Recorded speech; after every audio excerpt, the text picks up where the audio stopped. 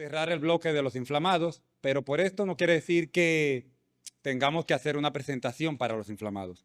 Como ustedes ven en el programa, el tema que me toca es diagnóstico y tratamiento de lo que es la obesidad en la enfermedad inflamatoria.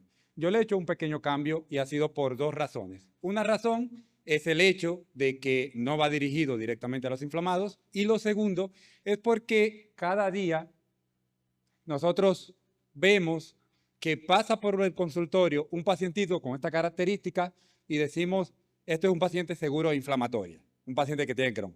Pero la verdad es otra, es que día a día ha ido en aumento este tipo de paciente. ¿Y a qué nos estamos refiriendo? Bueno, la OMS nos describe lo que es la obesidad como una enfermedad compleja, multifactorial, crónica y progresiva, caracterizada ¿por qué? Por una acumulación anormal o excesiva de grasa. En el caso clínico cambiamos un poco. Esta característica es por una disfunción de órganos o limitaciones funcionales debidas al exceso de adiposidad. ¿Qué quiero decir con esto? Es que realmente tenemos un problema ya plasmado en la enfermedad inflamatoria. Cada vez más vamos creciendo, de 15 a 40% de los pacientes con enfermedad inflamatoria están presentando obesidad y eso va en crecimiento, lo que causa un impacto clínico con una mayor tasa de complicaciones y también un cambio en lo que es el paradigma, donde vamos a ver un tejido, bueno, qué bueno que me la pusieron aquí, se fue.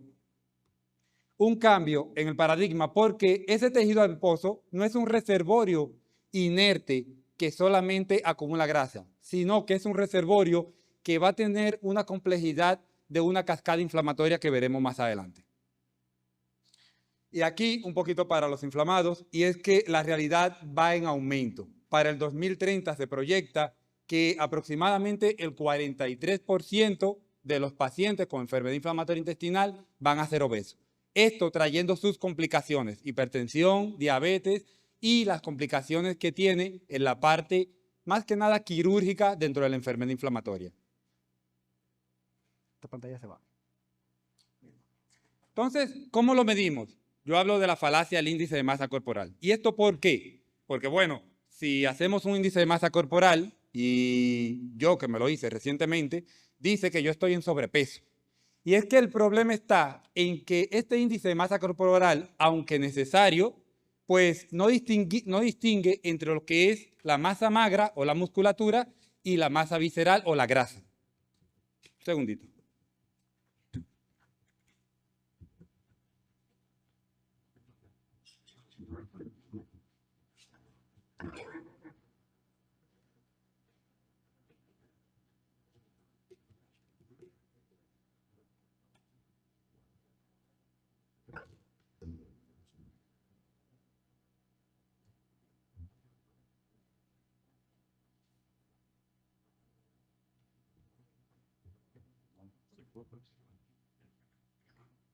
Bueno, aquí no veo lo que se proyecta, voy a tener que estar girándome hacia atrás, disculpen. Sí, pues está lejísimo para allá. Entonces, vamos, ¿en qué nos quedamos? En la obesidad como un factor proinflamatorio. ¿Y cuál es la fisiopatología de esto? Bueno, que los adipocitos se hipertrofian. Y cuando estos se hipertrofian, la grasa actúa como un reservorio de células inmunitarias y causa un desequilibrio en lo que es la adiponectina, la leptina y los marcadores de necrosis tumoral, aumentando los perfiladores directos del daño tisular y también la pérdida de ese efecto antiinflamatorio y protector. Una vez pasa esto, esta grasa se convierte en lo que se llama la creeping fat. ¿Y qué es esto? No es más que la forma local y restrictiva de la hiperplasia de la grasa que cubre aproximadamente más del 50% del órgano afectado. Esto va a causar que esa cascada inflamatoria que vimos anteriormente afecte directamente al tejido. Y en el caso del intestino va a crear más inflamación, va a crear estenosis y el gran problema no es solo esa estrechez, sino es la fibrosis. Y una vez causa la fibrosis, la única función es cirugía. Y acá me dirán, bueno, pero si utilizamos terapias avanzadas, ¿por qué esta terapia avanzada no evita esa cascada de inflamación? Lo veremos más adelante. Esto hace que se convierta en un círculo vicioso en que esa cascada inflamatoria va a producir una disbiosis en lo cual las uniones estrechas del intestino se rompen. Al romperse, va a haber una translocación bacteriana, la cual produce una activación inmunitaria y nos lleva a una tormenta de citoquinas. Esta tormenta de citoquinas pues va nuevamente a la membrana y hace este círculo vicioso que no para.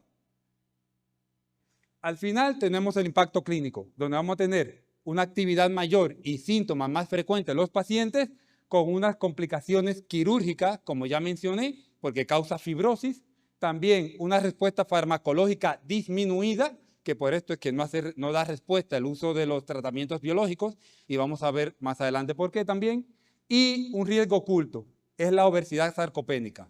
Vemos estos pacientes, pero como dije antes, el índice de masa corporal no distingue entre la grasa y la musculatura, y por eso es que tenemos que hacer otro tipo de estudios. Acá, esto no lo digo yo, sino que ya hay estudios que hablan de esos problemas que nos causa pues, la obesidad en la inflamatoria, ¿no? Aumentando el número de hospitalizaciones, aumentando el número de cirugías y aumentando o disminuyendo, en tal caso, las probabilidades de remisión en los pacientes obesos.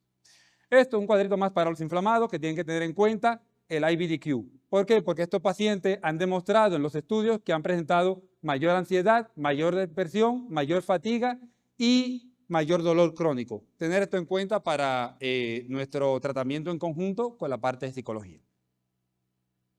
Entonces, ¿por qué es que estos fármacos o la terapia avanzada no hace efecto que queremos? Bueno, porque esa acumulación de grasa actúa como si tuviéramos un jarro pichadito, donde entramos el agua, se va vaciando y es porque se va drenando hacia la misma grasa. Al drenarse a la grasa, la cantidad o el nivel valle de la terapia biológica está muy por debajo de lo que necesitamos para que haga su efecto. Aquí podemos ver cómo los pacientes obesos tienen un mayor número de fallo primario y un mayor número de pérdida de respuesta secundaria a las terapias. También, algo a tener en cuenta, esto para los inflamados, es que los niveles plasmáticos valle se van a encontrar muy disminuidos en los obesos comparado con la población general. Por esto, estos pacientes obesos tenemos que tener en cuenta medir estos niveles valle con cierta frecuencia si es que no hemos llevado a los pacientes a un tratamiento directo de esta obesidad. También podemos ver la necesidad escalada de dosis que hay en los pacientes obesos, por lo que dije anteriormente, y también una tasa de remisión mucho más disminuida. ¿Y cuál es el protocolo de evaluación? Una vez nos lleguen estos pacientes, y no solamente a nosotros, sino también pues, a nuestros colegas, es que el paciente que le llega con una sospecha inflamatoria y que también es un paciente en sobrepeso, lo primero es el cribado. Y este cribado va a acompañar el índice de masa corporal también con el índice de la cintura o la medida, donde mayor de un 88%, de 88 centímetros es crítico para las mujeres y mayor de 102 centímetros para el hombre. Una vez determinado eso, tenemos que pasar al perfil inmunometabólico. Vamos a hacer un pequeño referimiento a estos colegas que se dedican a la parte de hígado, porque vamos a necesitar no solo las analíticas que podemos hacer, sino también hacerles estudios de imagen para ver su función hepática.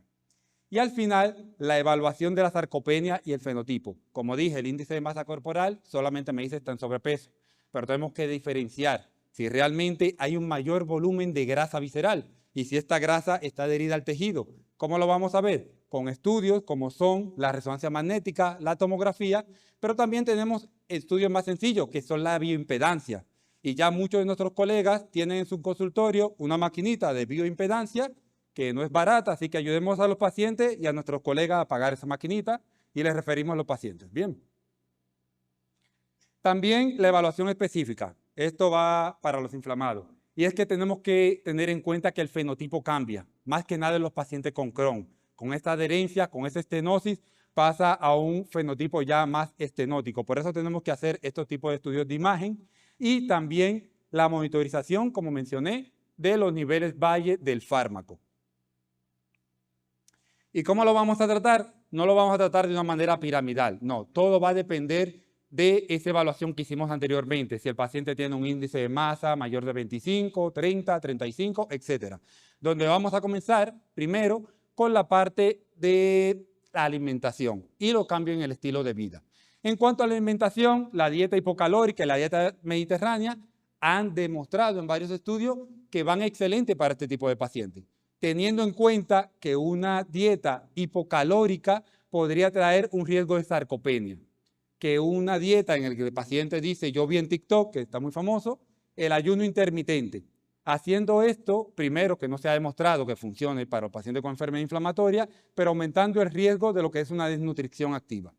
Y por último, tener en cuenta el trastorno de la conducta alimentaria. No todos los pacientes sencillamente son obesos porque tienen una patología detrás, sino también puede haber trastorno de este tipo. El segundo paso, si son pacientes con un índice de masa corporal mayor de 30, pues vamos directamente a la parte farmacológica. Y aquí es donde toman mucho peso los agonistas de la GLP-1. Medicamentos que no solamente están en boga, sino que parece que están resolviendo todo ahora mismo. Y hay demostraciones de esto, ¿no? Tenemos la liraglutida, la semaglutida, y podemos ver en esta gráfica cuáles podemos utilizar o cuáles están contraindicados que se han estudiado. El Orlistat dice que hay un riesgo inaceptable de esteatorrea, incontinencia y malabsorción. Uso limitado, bupropión y naltrexona, con pérdida de peso modesta y alta incidencia de náuseas severas que imitan o que limitan a la tolerabilidad.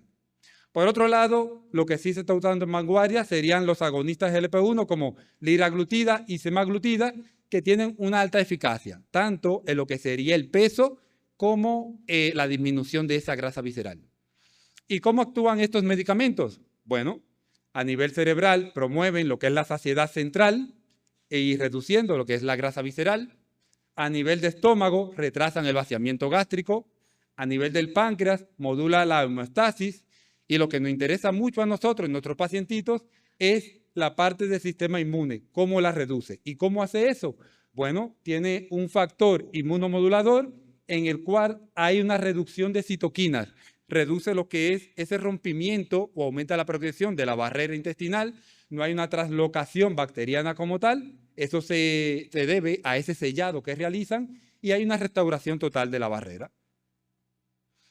También tomar en cuenta pues, la diferencia entre estos tipos de medicamentos.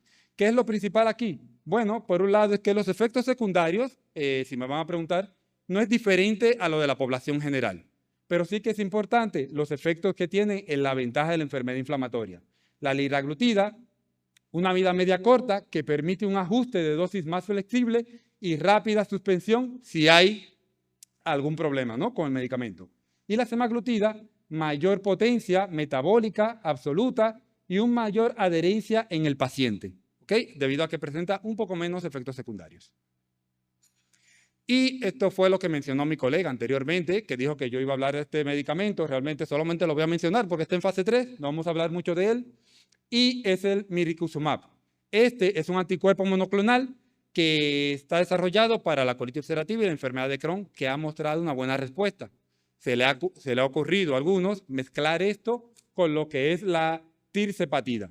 Y al unir esto, ellos dicen, hasta donde van en la fase 3, que más de 1.300 pacientes con colitis ulcerosa moderada grave muestran una disminución o desaparición de los síntomas de la colitis ulcerosa y una pérdida de menos una décima parte del peso corporal total.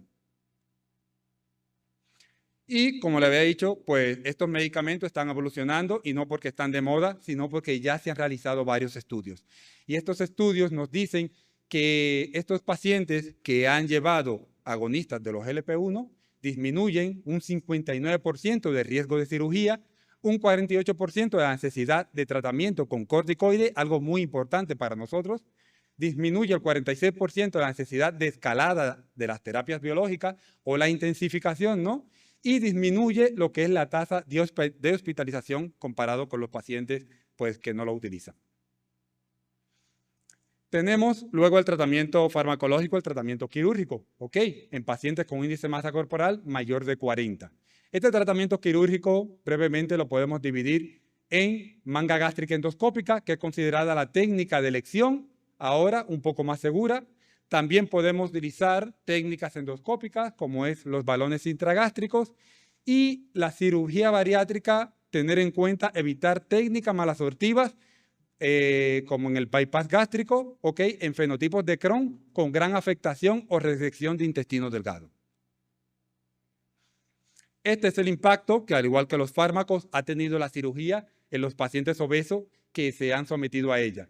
Disminución de hospitalizaciones, de uso de esteroides, de terapia, de aumentar o intensificar las terapias, ¿no? Y también el menor número de cirugías a consecuencia de la enfermedad inflamatoria intestinal. Por último, hacemos un recuento y decimos que realmente esto es un trabajo no único de nosotros, sino un trabajo multidisciplinar, donde la gastroenterología va a buscar lo que es la optimización de dosis biológicas con el monitoreo proactivo de niveles valles de estos pacientes, control de la inflamación de la mucosa, por parte de endocrinología y medicina metabólica, una integración temprana de agonistas GLP-1, ¿no? Y nutrición especializada, que es el primer paso para que estos pacientes puedan bajar de peso y puedan llevar un mejor estilo de vida. Y esto para llevar a casa, realmente el estigma del paciente con enfermedad inflamatoria intestinal malnutrido va desapareciendo. Realmente hoy nos enfrentamos a la paradoja de la obesidad proinflamatoria y se nos añade un nuevo reto, que es apagar el fuego metabólico que alimenta este tipo de enfermedad. Lo que vemos como estos pacientes podemos llevarlo a este estado. Muchas gracias.